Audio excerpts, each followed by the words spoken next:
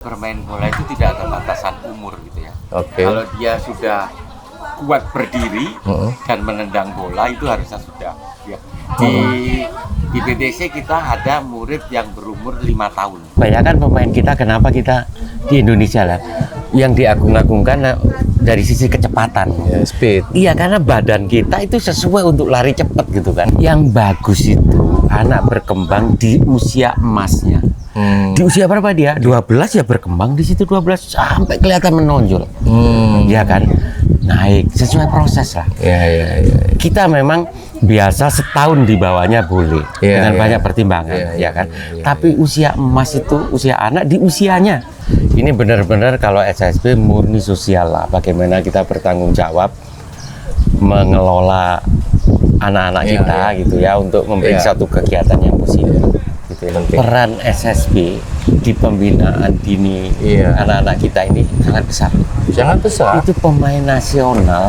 Itu semua asalnya dari SSB. Bukan akademi. Karena akademi tidak melindungi dia yang di bawah 12 tahun, 14 tahun. Berbagi cerita bermakna di Pundit Pensiun. Sobat Pundit, hari ini aku mengunjungi teman yang punya hobi sepak bola. Dari awal dia kerja jadi karyawan kemarin. Nah, sekarang udah pensiun nih. Melanjutkan hobinya, dan beliau ini salah satu karyawan yang memang mempunyai visi ke depan terhadap persepak bolaan Indonesia dan membantu anak-anak usia dini untuk gimana caranya bermain bola dengan baik. Nah, beliau ini mengelola SSB ya namanya, dan grupnya adalah atau klubnya adalah BTC. Namanya Pak Richard Sucahyo. Halo, gimana Pak Richard? Selamat pagi nih. Pagi-pagi kita udah ketemu di lapangan ya. Enak banget. Hari ini tidak panas. Angin semilir-semilir luar biasa ini. Tadi mengawali pertandingan tadi aku ngeliat sih ya, tim BTC lumayan bagus lah menurut aku ya. Tapi masalah peluangnya cukup banyak, cuman ada sedikit penyelesaian akhirnya lah yang kurang kurang bagus ya. Nah, gimana menurut Pak Richard nih hasil pertandingan tadi? Ya fair enough lah gitu ya. Sebetulnya ada peluang sih, cuma memang ya itu tadi belum rezeki kali ya. Banyak peluang tapi tidak terselesaikan Dengan baik. Deg-degan sih tapi ya Tadi alhamdulillah. Ada berapa peluang tadi kira-kira? Kalau lihat ada saya lihat 3 tadi lebih ya, hampir 5 lah gitu. Hampir 5 peluang shot on goal cuma ya itu tadi sih gitu kan. Biasalah anak-anak ini kan usia 16 ya, 15 16 ini kan masih temperamental, emosinya belum mapan di permainan ya. Itu ada harusnya bola ditahan dulu sampai deket gawang, tapi udah dari jauh udah ditendang ya. Itulah gitu. Itu anak-anak ini proses lah gitu. Proses Pak Indro, jadi ya mudah-mudahan sejalannya waktu mereka akan lebih dewasa ya, secara psikologis, emosi bermain dengan bagus. SSB ini didirikan mulai tahun berapa sih? BTC itu berdiri tahun 2015. 2015. Iya, saya Berarti 10 tahunan ya. ya pas lah. Nanti 10 Agustus, tanggal 1 Agustus kita berdiri. Oke. Nah, mulai anak-anak usia berapa sih sebenarnya bisa dilatih untuk sepak bola ini?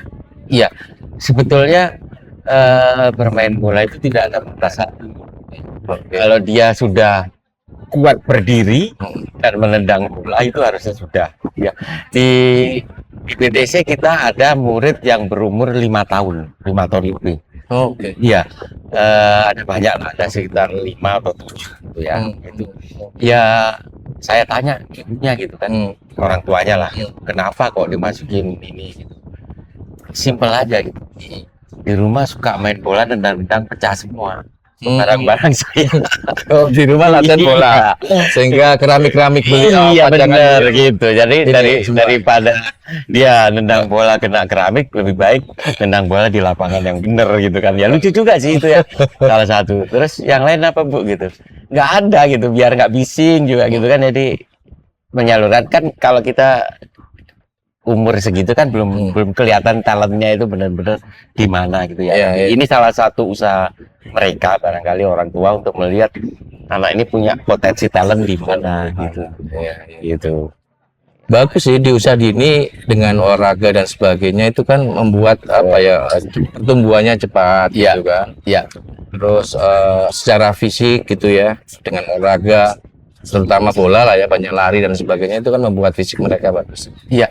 Sebetulnya di dalam bermain sepak bola itu banyak sekali filosofi yang bisa kita ambil. Nah ini nih Banyak banget gitu. Kelihatannya sepele tapi sebetulnya wah betul tuh luar biasa. Nah di sepak bola usia dini itu visi itu udah diajarin nggak di bermain sepak bola? sudah. Jadi yang paling utama adalah bagaimana kita bersosialisasi. Oh, Iya kan? Ini Jadi, sebuah tim. Iya, sebuah tim. Kamu bukan main sendirian, ini olahraga tim yang perlu kamu bekerja sama dengan orang lain untuk mencapai sesuatu apa itu? Mencapai tujuannya menggolkan kan, menggolkan bola ke gawang lawan. Dari situ aja yang paling basic sebetulnya punya filosofi yang sangat mulia ya, value itu gitu. Iya. Itu. Value kerjasamanya. Iya. Kalau salah satu tim itu lemah, itu membuat tim itu jadi nggak solid, kurang kuat Iya. lah ya. Ya, contoh lah katakan dia perannya penjaga gawang, katakan gitu ya. Apakah tugasnya hanya menahan bola masuk? Tidak juga gitu ya.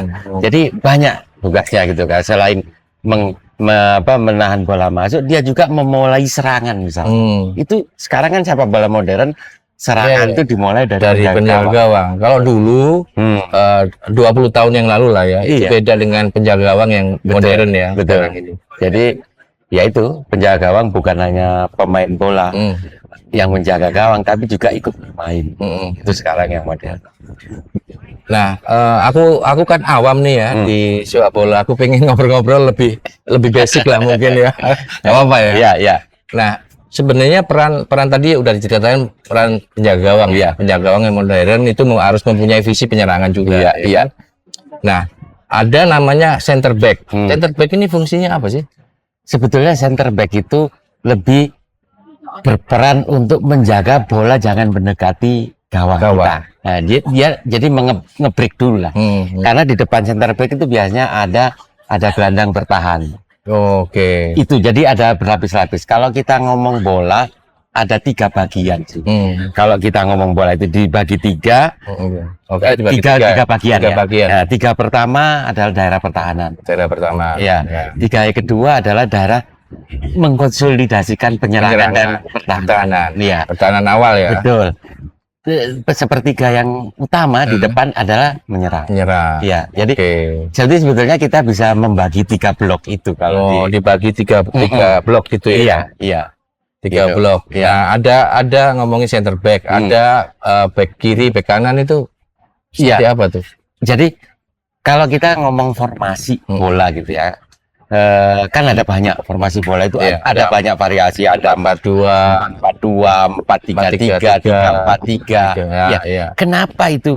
Gak ada formasi bola yang hanya mengenal 2 blok, katakan 5-1, 10-1 katakan itu nggak ada. Pasti ada 3 bagian. Itu sesuai dengan blok yang tadi. Yang kita sudah sebutkan ada 3 bagian kita bisa bagi dari sebuah lapangan permainan gitu kan.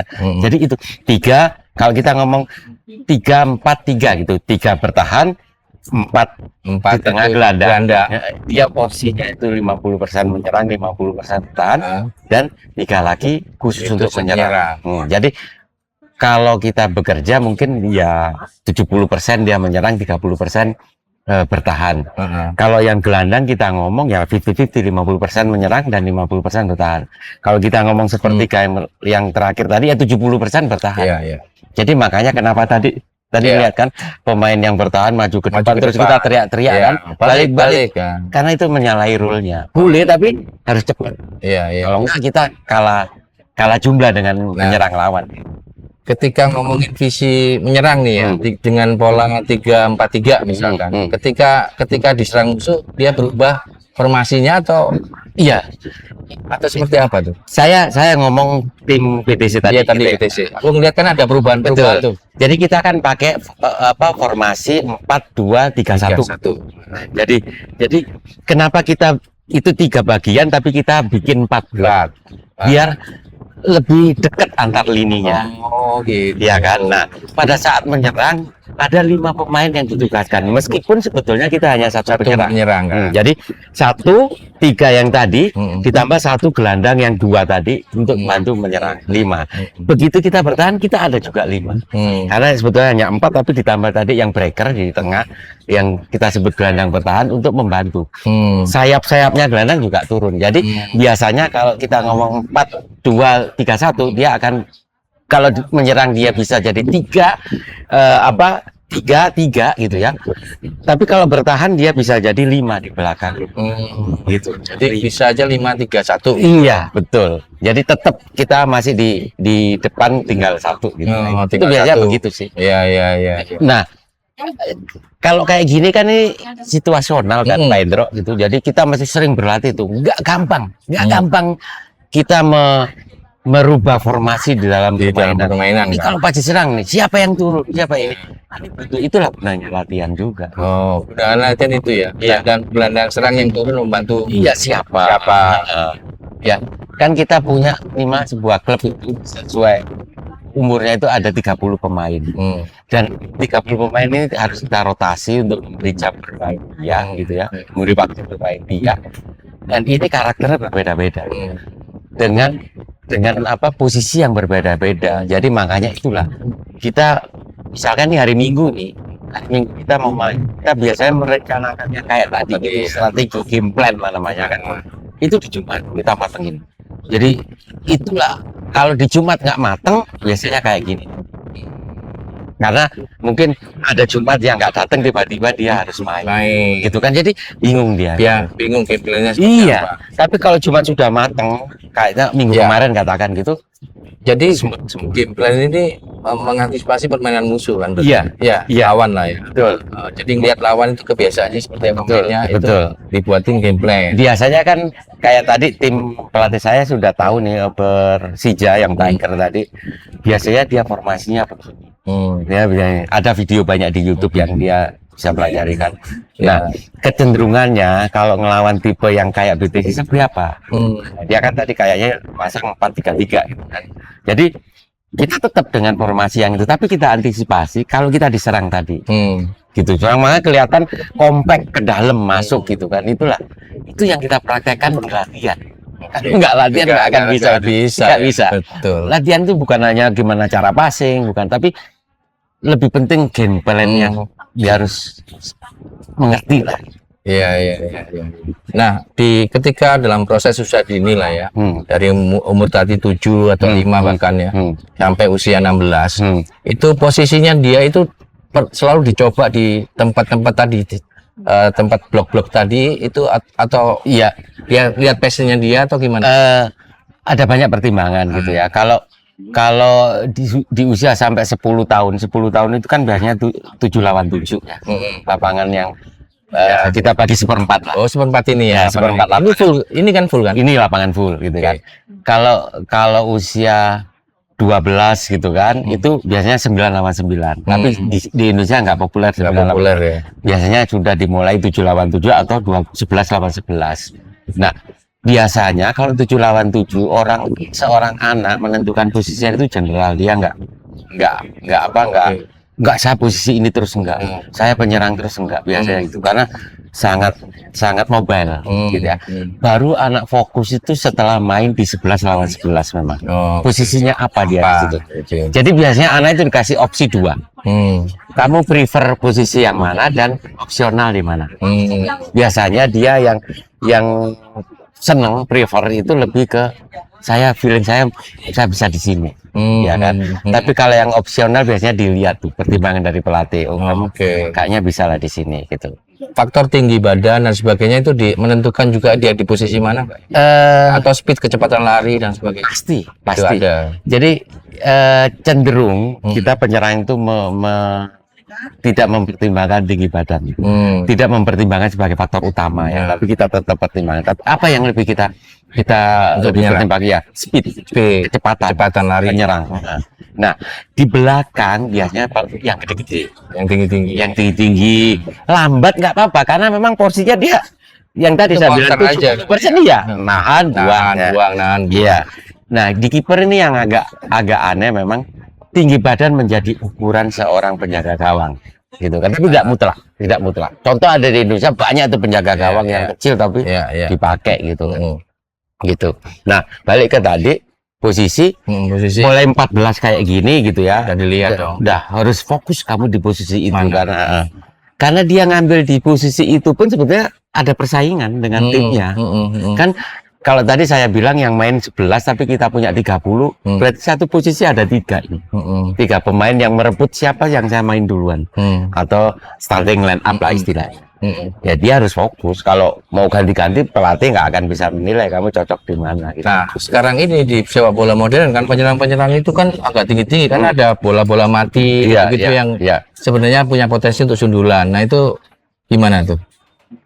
Lihat melatih mereka untuk supaya bisa melakukan ada peluang-peluang untuk ngebully dengan kepala. Iya, bola-bola mati lah ya. Betul. Di sesi latihan kan kita coba semua mempraktekkan teori gitu ya, crossing, free kick gitu ya, termasuk penalti, ya kan, bola mati, corner itu sudah kita praktekkan. Jadi siapa yang biasanya jadi tumpuan lah untuk ngegulin itu kita tunjuk sebetulnya. Jadi nggak semuanya ini gitu. Jadi kalau kita nggak tahu apa tujuan bola kita umpan ke mulut gawang ke siapa, kita akan bingung.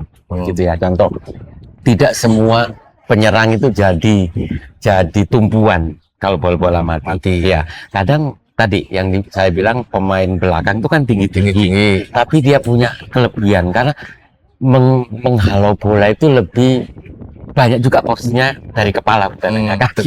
Betul. Jadi ya itu bisa sering banyak pemain belakang yang ngegulin dari kepala itu banyak. Iya. Jadi itu kita latih Pak Indro gitu. Iya. Nah, kelemahan kebanyakan ya pemain-pemain belakang yang tinggi-tinggi tadi itu mengantisipasi bola atas itu, bola lambung itu bagus, tapi begitu umpan-umpan yang mendatar yang apa ya parabola ini kadang-kadang aku ngeliat ya masih kurang gitu. Betul. Nah itu perlu dilatih juga kan sebenarnya kan. Ya.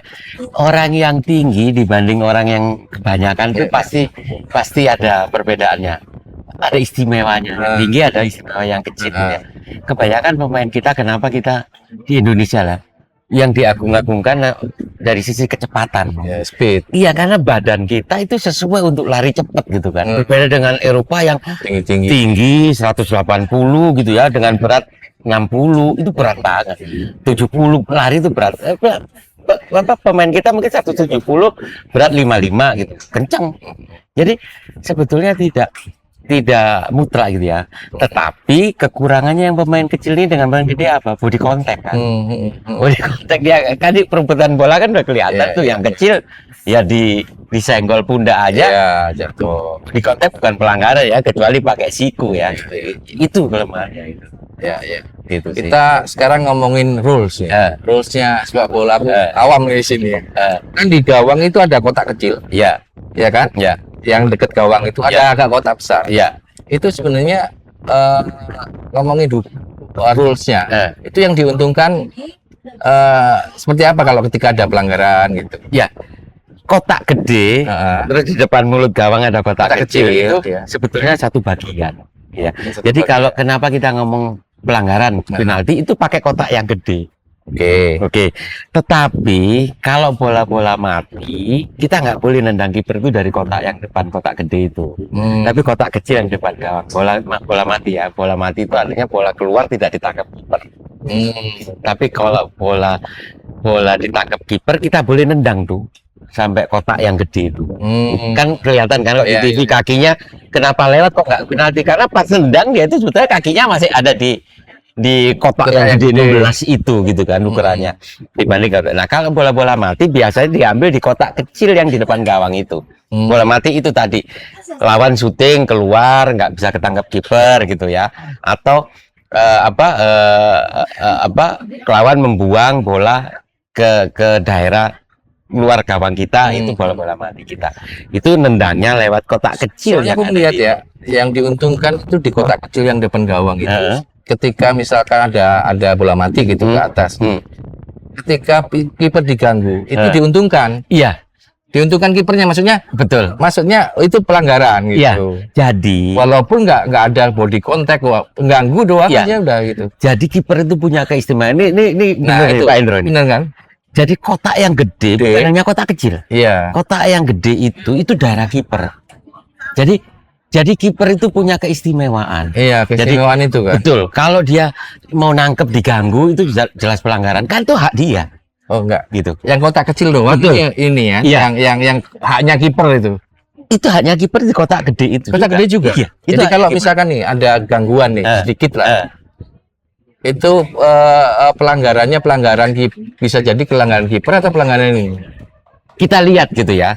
Kalau dia misalkan memang kipernya sesuai dengan rule-nya, nangkep pakai tangan, kakinya nggak diangkat. Biasa kalau nangkep kan kiper gini, kakinya tinggi sampai ke muka, iya kan? Itu sesuai dengan rule-nya, itu haknya kiper, apapun nggak boleh diganggu. Kita nangkep gini, sudah Nah, loncat tapi diserendel iya gitu. benar-benar. Aku ngeliat nih ya. Nah, itu nggak boleh. Lihat bahwa di kotak kecil tadi, ketika ada bola, dia ada pemain striker lawan.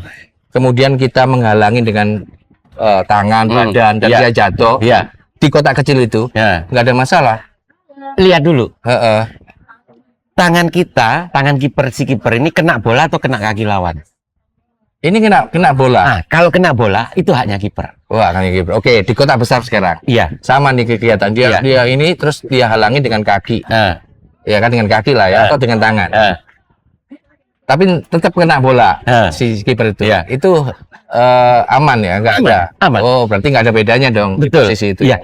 Bukan hanya kiper ya, bukan hanya kiper, tetapi pemain bertahan kita di kotak gede itu, kalau dia sliding, Heeh. kakinya kena bola, terus baru kena kaki lawan dia jatuh, itu bukan pelanggaran. Bukan pelanggaran, Tapi tapi kalau kaki kakinya kena dulu, pelanggaran Dan bolanya penalti udah- itu kan. Betul, di kotak gede itu ya. Iya. Kenapa Masuk kenapa kotak kecil. di kotak kecil ini? Karena biasanya kalau kita diserang semua konsentrasi kan ada di kotak kecil ini nih.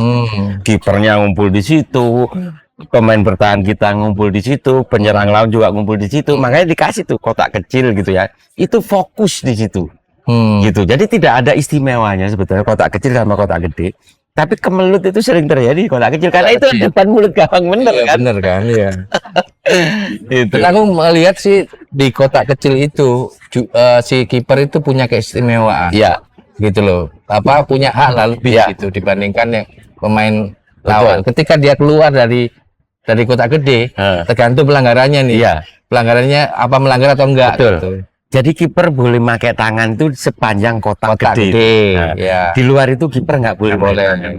Oke. Kepala boleh. Iya. Kaki boleh. Kaki gitu kan. boleh. Betul. Nah, ketika masuk ke kotak kecil, dia punya privilege. Nah, Jadi ketika diganggu, itu pelanggaran. Iya. Diganggu aja, diganggu dia pelanggaran. pelanggaran kan. Dia mau nendang dia halang-halang. Pelanggaran Iya, juga kan. Karena di kotak kecil itu. Itu rumah dia lah, katakan itu daerah kekuasaan. Halaman dia lah, daerah kekuasaannya gitu. Itu ya rules. Iya, iya. Oke. Nah, aku melihat itu soalnya apa perbedaannya kotak kecil sama kotak gede ini Iya. gitu di depan gawangnya kiper ini ya. Oke. Itu yang membedakan ya. Iya. Nah, di usia berapa sih ketika ini bagus. Oh, ini udah boleh. Misalkan dia umur 14 tapi dia main di usia 16. Itu apa yang dilihat? Iya. Oh, dia belum waktunya nih naik pangkat atau naik tingkat lah ya, Iya. naik tingkat gitu ke usia yang lebih tinggi. Sebetulnya kalau kita SSB, pertimbangan utama dia main di kelompok berapanya itu dengan pertimbangan utama safety dia, buat dia safety. Oh.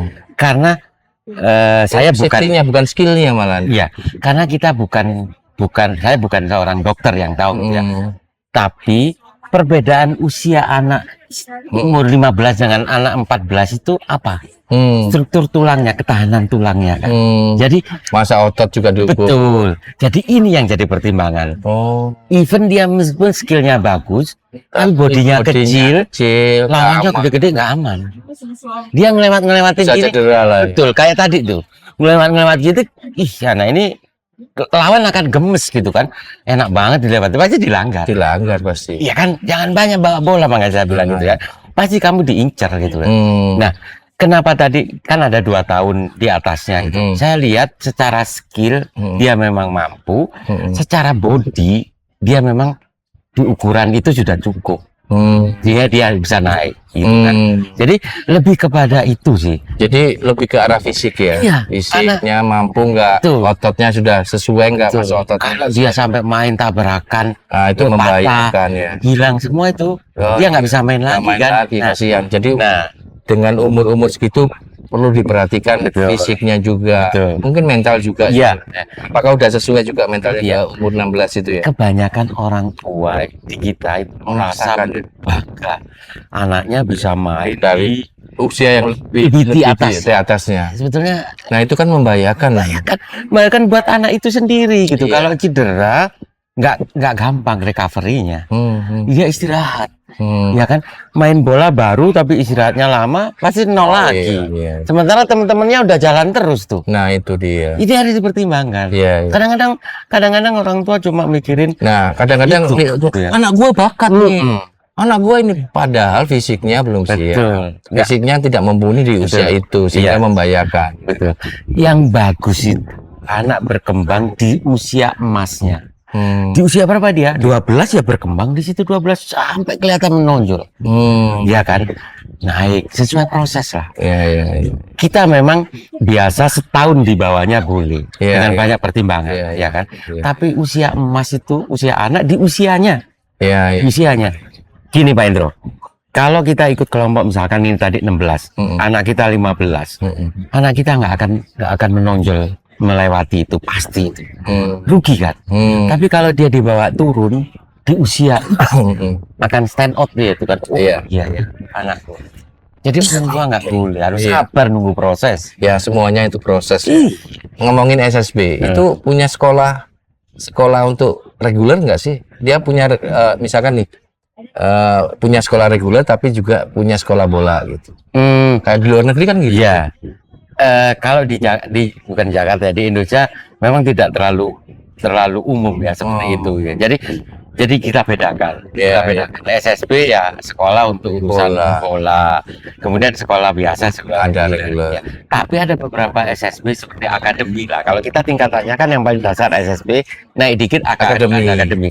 Dia berasosiasi dengan sekolah tertentu. Jadi muridnya disekolahkan ke situ karena boarding.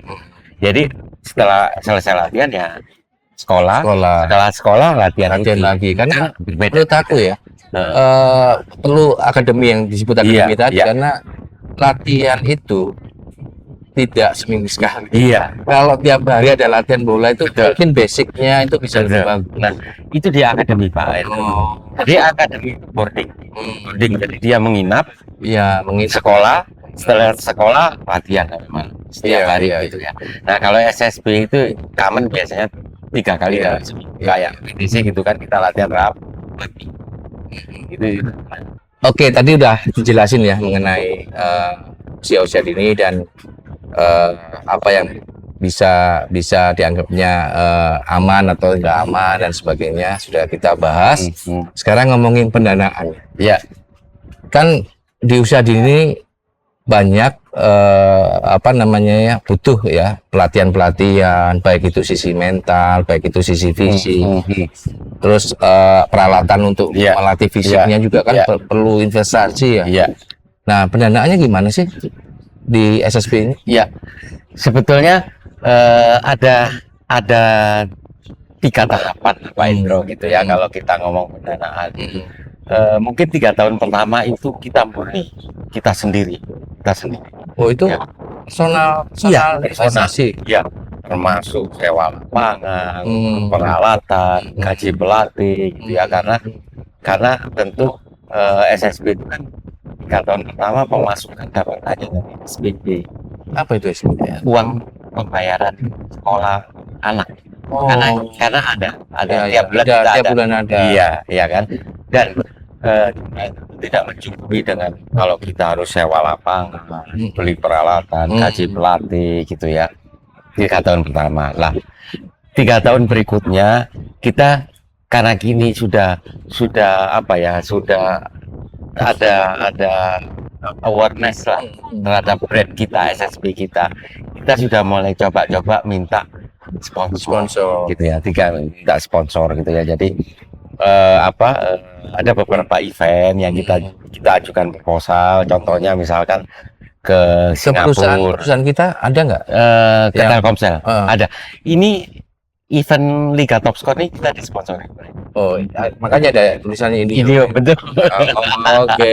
Meskipun tidak totally gitu Iya, tidak total ya. Ya, kalau kita ngomong biaya gitu ya, satu kompetisi kayak gini nih itu tidak kurang dari 40 juta.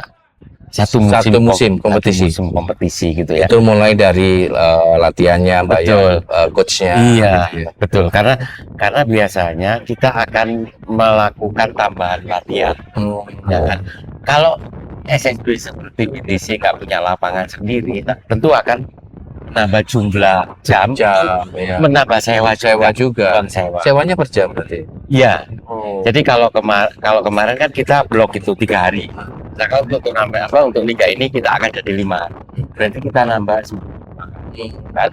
Dengan yang berbeda dari rate yang kita sewa secara per tahun itu seminggu 3 kali. Oh iya. Itu satu. Yang kedua kita nambah juga pelatih. Ya kan, pelatih karena pelatih itu tidak hanya spesifik ngomongin permainan, tapi ada spesifik misalkan pelatih tipe. Iya. Jadi ada juga yang kita coba untuk beli data lah. Ada juga sih kita dapat data anak ini biasanya kalau si pemain ikut sebuah liga dia dapat rekod lah gitu ya, dapat rekod. Dia kuat di mana, kita analisa gitu. Itu alhamdulillah ada yang sponsori. Setelah itu baru gitu ya kombinasi. Tapi porsi terbesar tetap ada di pribadi. Enggak. Saya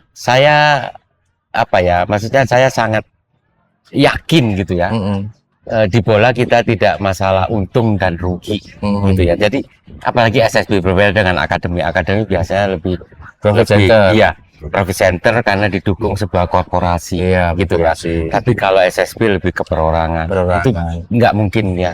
Bisa dibayangkan kalau kita harus sewa lapangan misalkan 30 juta. Itu murid harus berapa, SSB berapa? Rata-rata average gitu ya, SSB itu yang ngomong SSB ya, rata-rata SPP-nya sekitar 200 sampai 300 anak per bulan. Dia latihan 12 kali dalam sebulan. Jadi kalau 200 dibagi 12 kali berapa itu? Mungkin 25.000 per tahun. Iya, berarti seminggu 3 kali ya? Iya, seminggu 3 kali. Iya kan? Belum kita pelatih gitu kan. Pelatih itu ada gaji bulanan, ada gaji per datang. Jadi ya ini benar-benar kalau SSB murni sosial lah. Bagaimana kita bertanggung jawab mengelola anak-anak kita gitu ya, untuk memberi satu kegiatan yang positif gitu ya. Iya, harusnya kan mulai usia dini itu dikelola secara profesional ya. Iya. Kalau SSB ini kan menurut aku karena hanya ngomongin latihan doang. Iya. Dengan biaya 300.000 kan porsi makannya mereka kan nggak bisa. Iya, benar. Nggak dijamin. Kan? Iya, benar. Padahal anak-anak usia dini itu butuh asupan makanan yang bergizi untuk menumbuhkan massa otot, untuk memperkuat tulang, kecerdasan juga penting. Iya kan? Nah, dengan SSB ini harusnya dikelola walaupun ada yayasan mungkin atau apapun lah bentuknya. Harus dikelola secara profesional, harus setuju. Memang kalau yang SSB yang saya bilang tadi gitu ya, ini kan orang tua yang hobi, yang hobi tidak profesional. Tapi kalau di akademi yang disupport oleh sebuah korporasi, biayanya berpuluh-puluh kali lipat dari yang SSB gitu ya, gitu. Pak Indra bisa browsing lah misalkan SSB apa akademi mana ada banyak di Jakarta gitu ya, uang mukanya berapa, SPP-nya berapa, gitu ya. Jadi kalau anak yang nggak mampu ya nggak mungkin.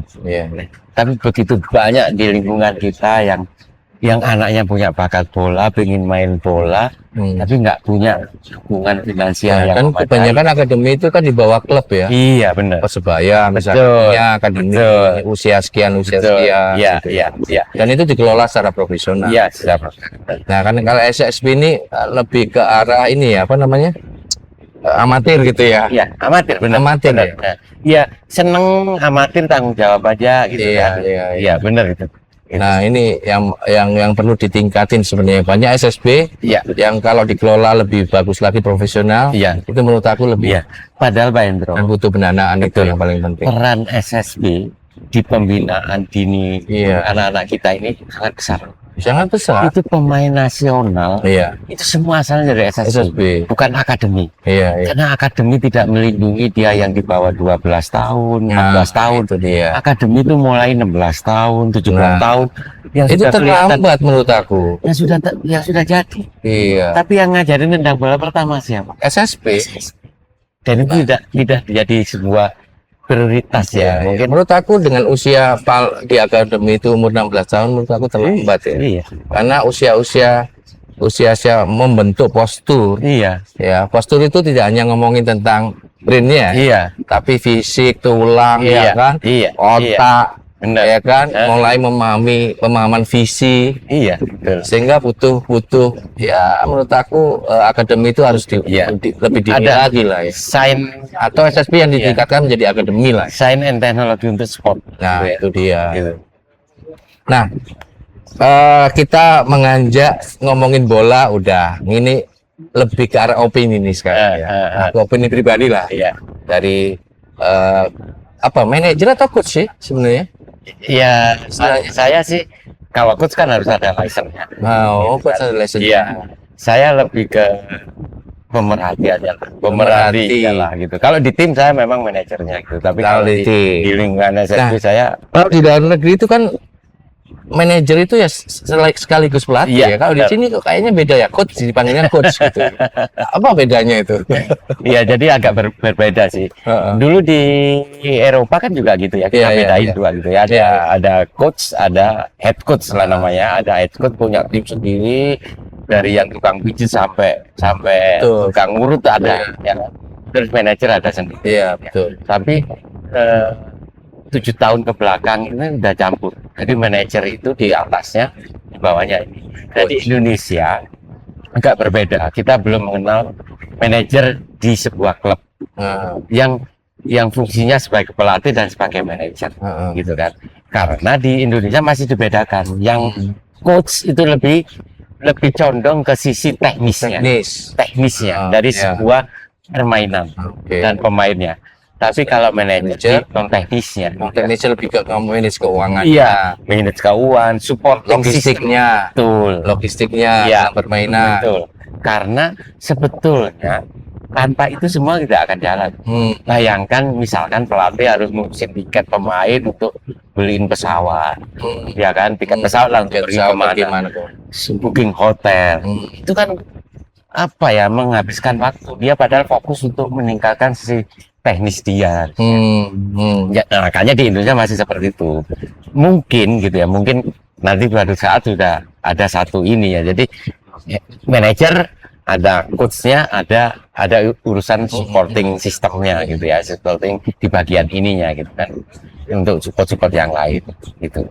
Nah, kalau di luar negeri itu udah digabungin, mungkin lebih organisasinya supaya lebih tim. Karena menurut gua sih ngomongin tentang manajemen logistiknya, apapun itu berkaitan dengan pengelolaan juga tim kan, ketika di lapangan, di luar lapangan maupun di dalam lapangan sebenarnya. Betul. Nah itu bisa sehingga kita bisa efisiensi di organisasi tadi kan sebenarnya.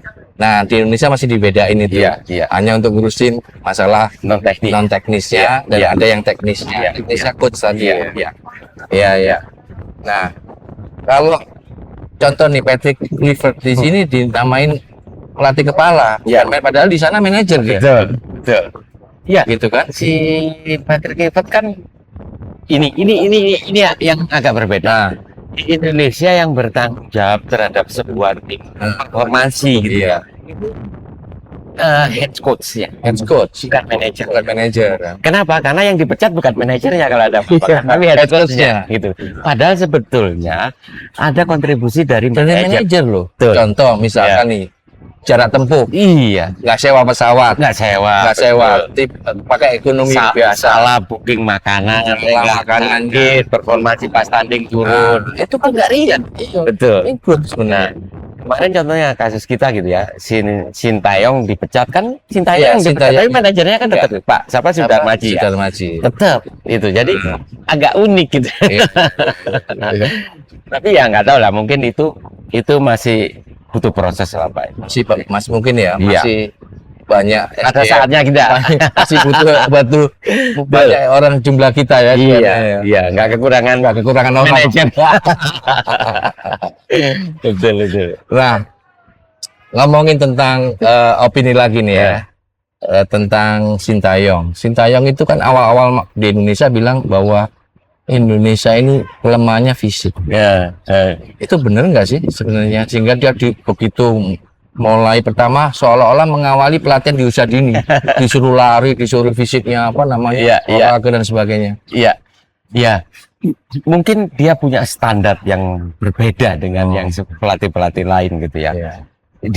Dia bekas pemain di Korea Selatan yang standarnya jelas sudah berbeda, lebih tinggi dari kita. Dan endurance, daya tahan, fisik itu jadi patokan buat dia. Karena dengan sepak bola modern itu back bisa nyerang juga Betul. membantu penyerangan. Betul, Kan? Jadi dia harus lari bolak-balik. Saya banyak ketemu dengan bekas pemain yang dulu yang mainnya bukan udah puluhan tahun ya, mungkin 15 tahun dulunya. Ya memang nutrisinya tidak diatur. Pemain bola sebelum main bola masih makan Indomie. Iya. Itu terjadi. Orang Jawa suka makan kerupuk. Nah, itu terjadi makanya ya Sintayong menilai lemah. Ya memang lemah. Iya. Kita nggak kuat main 90 dengan standar yang dia Iya, sudah inginkan, pernah ya. capek di sana gitu. Ya benar gitu ya. Tapi secara fisik banyak contoh yang membuktikan bahwa pemain yang tidak berpostur tinggi, gede itu mampu berbicara. Spanyol itu umumnya nggak terlalu tinggi untuk Eropa ya. Iya. Itali juga. Tapi dia bisa maju gitu ya. Iya. Yang tinggi-tinggi itu orang Yunani lah katakan gitu kan, orang-orang Eropa Timur yang memang tinggi-tinggi. Tapi dia bisa berprestasi juga. Iya. Yang Spanyol ini bisa ngelawan itu. Nah itu aku ngelihat bahwa benar juga tinggi itu tidak Iya. belum tentu tidak memenuhi syarat. Iya. Contohnya Verdong. Nah, Ketika main dengan Iya. Australia, back yang paling tingginya Australia. iya, Ketika dia bertahan, ternyata dia iya. naik lompatnya ketinggian Tinggi. Verdong. Iya, Luar biasa ya. betul. Berarti memang fisik itu penting ya. Ya, fisik penting tapi tidak jadi salah satu faktor utama. Ya bukan ketinggiannya sih Iya. sebenarnya. Allah kan faktor fisik itu tidak ngomongin besar badan atau Ya, apa ya, tapi ya. endurance-nya, Iya, daya kan, tahan. Oh, itu pasti. Bayangin ya, kita main 90 menit menit loh. lari dengan lapangan Verdong ukuran kayak gitu, lihat. segitu gitu Wow. kan. Iya. Nyerang, Naik bertahan, turun, naik turun. Nggak ada capeknya deh. lompat, lompatnya lebih tinggi daripada nggak ada capek. Iya, Nah, ini benar. menurut aku pemain yang luar biasa lah. Verdong. Iya. Nah, oke, ngomongin yang kemarin nih, yang terakhir kita timnas U20 itu gagal lah ya melawan Iran, dan kebanyakan kesalahannya dari bola-bola matinya Iya. Iran ya. Iya. Kita tidak bisa mengantisipasi sundulan dan Iya. bahkan beberapa kali aku lihat dia nggak ikut lompat. Iya. Iya.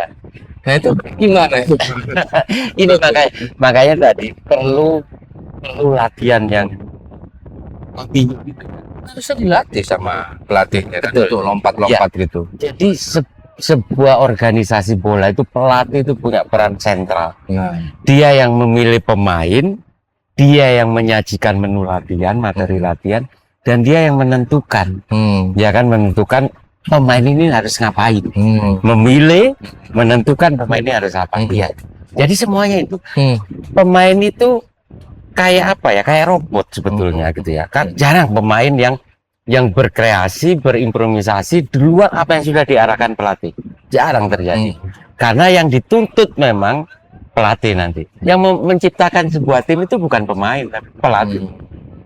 Pemain ini misalkan nih, kalau pemain udah disuruh kamu nggak usah nyerang, bertahan aja, harus nurut tuh bertahan aja. Ya menyerang, ya menyerang. Itu pelatih.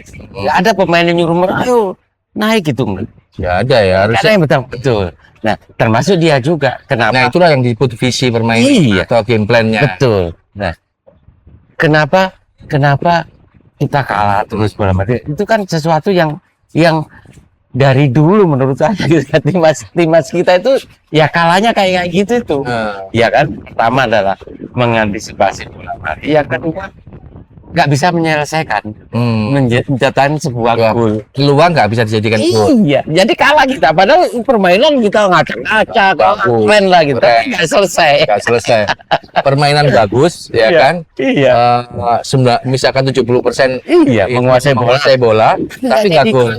Cuma juga. Iya. Di organisasi bola itu kan membentuk spesialisasi juga kan. Mungkin apa ya, spesialisasi itu kan ketika di dalam organisasi itu dia ahlinya striker, ahlinya bertahan, ahlinya bagian yang mengorganize gitu kan, permainan misalkan kayak gitu. Itu udah diterapin sebenarnya kan? Sudah. Spesialisasi itu. Sejak pemain bermain 11 lawan 11 itu sudah mulai diajarkan. 11 lawan 11 itu kan dimulai usia 12 tahun kan. Itu sudah diajarkan. Fungsi-fungsi itu gitu ya. Kamu fungsinya apa, tugasmu apa, itu ada. Kalau menyerang kamu ngapain, kalau diserang kamu ngapain, itu sudah dikenal. Sudah ada sebenarnya. Makanya kalau pelatih pasti bawa ada yang namanya tactical board itu. Ya, yang gambar-gambar itu. Ini kamu harus gini, harus itu. Pemain kalau nggak dikasih itu dia bayangin. Tapi kalau dikasih itu dia dia maksudnya larinya iya itu udah mencari peluang itu gimana gerakannya supaya membuat menarik pemain lawan untuk bergerak kemana. Jika ada kosong yang di sini bisa dimanfaatkan oleh siapa gitu ya pemain. Orang tidak menyadari sebenarnya ketenaran atau kompetensi yang tinggi bermain bola itu berkorelasi terhadap intelijensi. Nah itu dia. Saya yakin tuh banyak survei yang berarti itu dia pintar juga sebetulnya, bukan hanya otot tapi otak juga yang harus dimainkan. Kita surveinya IQ kita itu rata-rata 78. Nah kalau main bola ya agak lama ya prosesnya, bisa lebih bagus di Asia aja itu paling rendah loh kita. Itu jadi sebetulnya itu. Jadi orang yang punya intelijensia lebih tinggi nggak gampang frustasi, nggak gampang putus asa. Bayangin kalau kita sepanjang 90 menit dikawal terus, kita penyerang dikawal terus 1 sampai 2 pemain bertahan lawan. Frustrasi kan kita. Jadi kebanyakan orang yang punya IQ tinggi maka punya kemampuan emosional yang bagus juga. Tapi begitu IQ-nya rendah, emosional juga otot ya.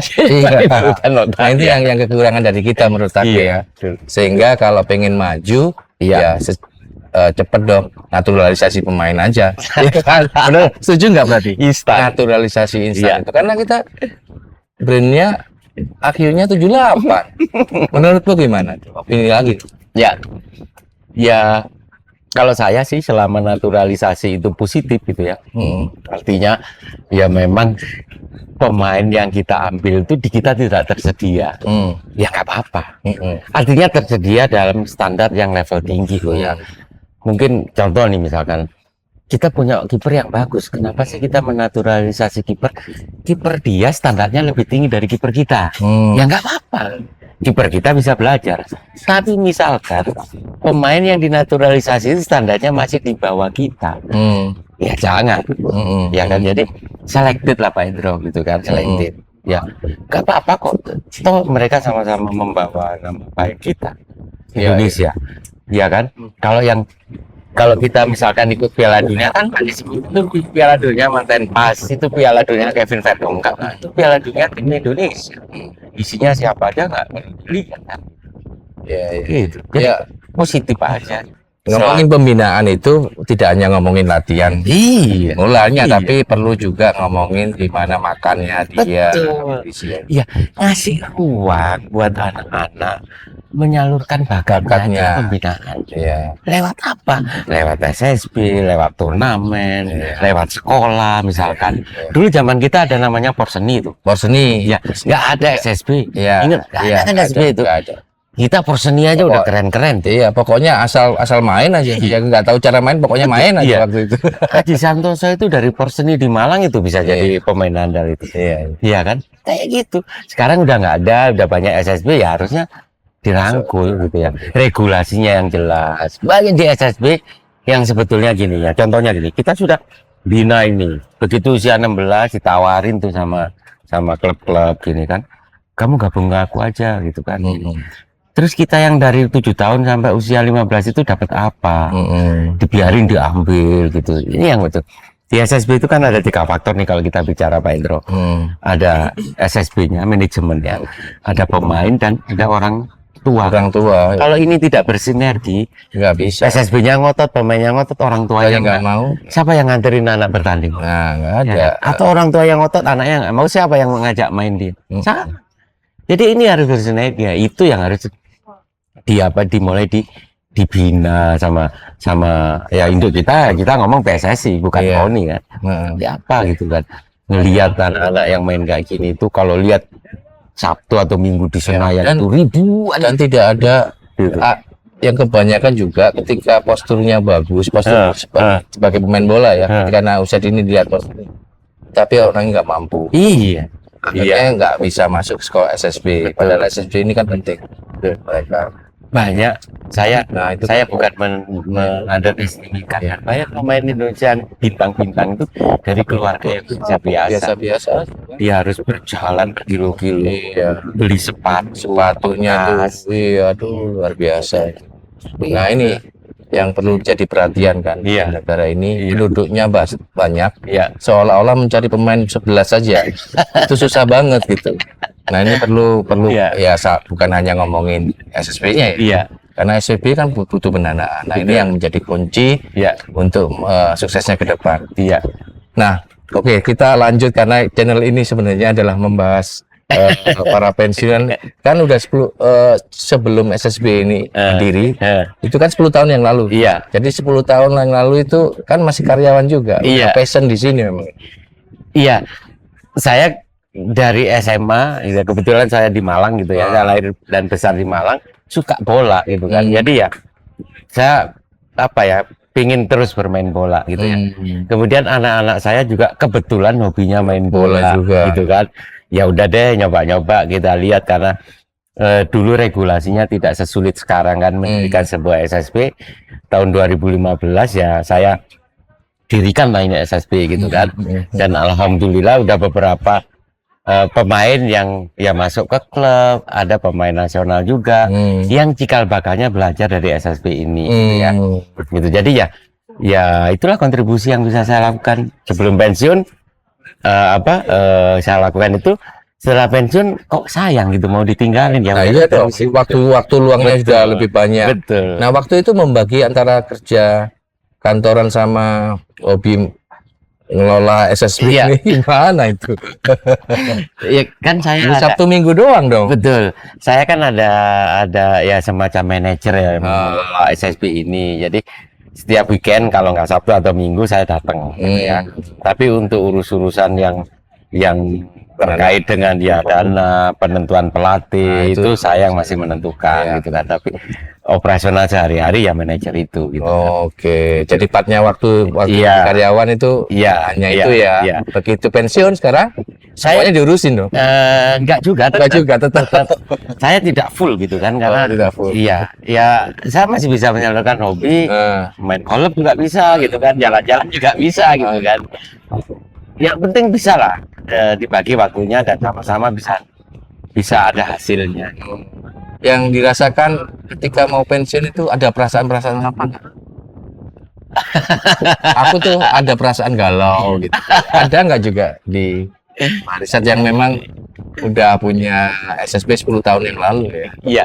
Iya tadi saya bilang gitu kan, ini sesuatu obat untuk mengisi kekosongan gitu ya. Ada kan, lo itu ada lah pastilah Pak Hendro gitu kan. Kalau kita risau. betul. Tapi kan ya hidup ini apa ya, mau tidak mau kan kita akan masuk ke fase itu kan.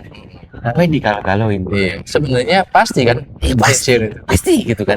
Tapi saya bersyukur lah punya keluarga, istri, anak gitu ya. Jadi bisa kita mah, gitu kan. Jadi ya udah bisa kok, buktinya alhamdulillah bisa semua jalan, ya kan. SNG juga masih bisa perform, eksis gitu ya.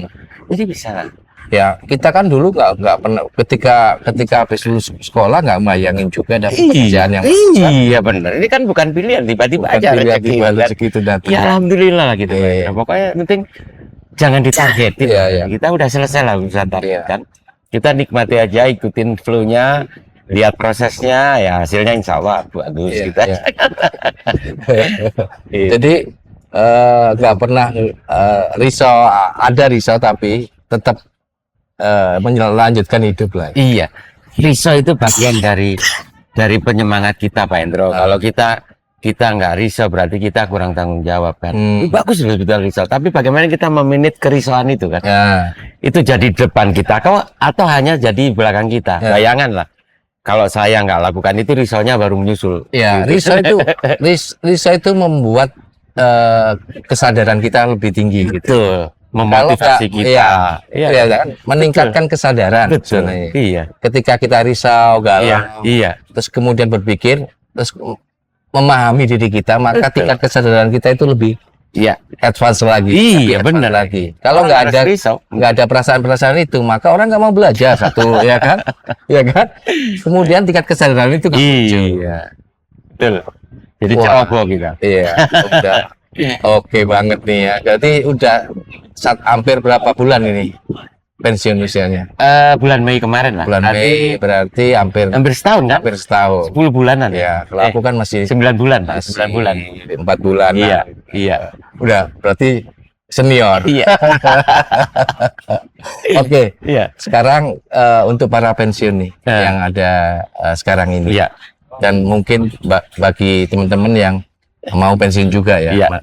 Itu perlu planning, perlu perencanaan nggak sih sebenarnya, dan perlu penguatan mental juga seperti tadi ada perasaan selalu kayak gitu. Menurut Pak Richard gimana? Ya tadi kan mau nggak mau kan kita akan masuk ke fase itu kan. Ya, jadi ya kalau menurut saya gitu kan, ya kita jalani aja gitu ya, kita jalani. Iya. Pensiun bukan berarti kita harus berhenti semuanya, tidak gitu ya, menurut saya gitu kan. Hobi itu sebetulnya ada dua mata sisi.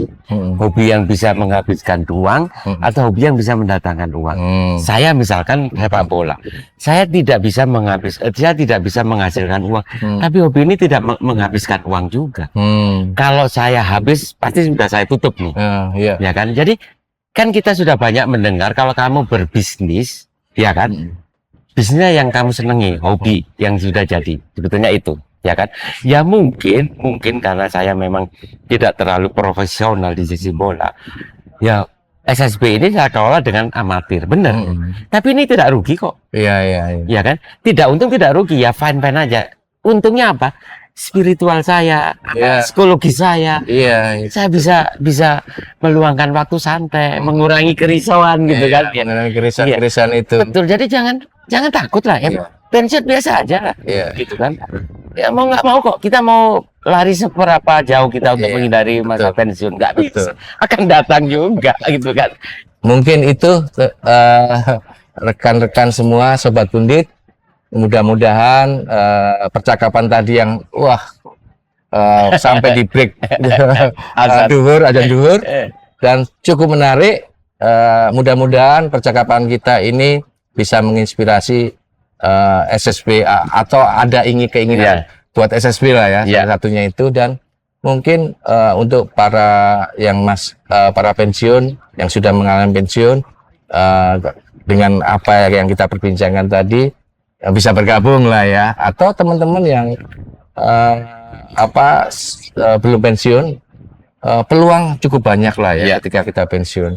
Lakukan aja apa keinginanmu, mengerti keinginannya, dan lakukan, melangkah karena itu yang menyebabkan kita itu tahu dan kita mencapai tingkat kesadaran yang lebih tinggi ketika di usia pensiun. Benar, setuju. Ya, terima kasih. Semoga bermanfaat. Saya ulangi lagi, semoga bermanfaat. Dan salam Sobat Pundit. Jangan lupa subscribe, like, and share ke teman-teman. Berbagi cerita bermakna di Pundit Pensiun.